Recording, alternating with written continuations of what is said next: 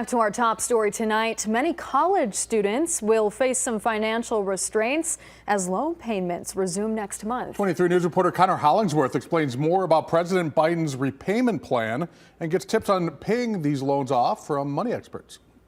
According to the White House, more than 4 million people enrolled in President Biden's repayment plan, also known as SAVE, hope to get some relief from those student loan repayments. Here's how it works. The plan calculates monthly payments based on a borrower's income and family size. If the borrower covers the full monthly payment, unpaid interest won't accrue. They'll only need to pay a portion of discretionary income. Since this is the first time payments are required in more than 3 years, though, it's important to be proactive and get on top of payments early.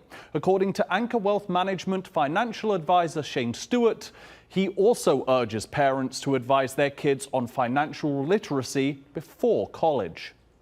There are options out there that can offer well-paying, good-paying careers.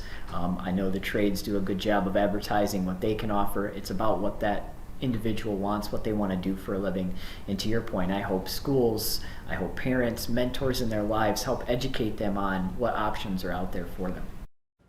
Obviously, the fewer number of payments or the lower the total amount you pay on your loans, the more they will drag on. That's why Stewart stresses the importance of prioritizing paying them off as quickly as you can. I just got mine in the mail. Yeah, sometimes easier said than done with that, yes. Well, Stewart says a great resource for borrowers is studentaid.gov. It offers a ton of advice like what payment options you have.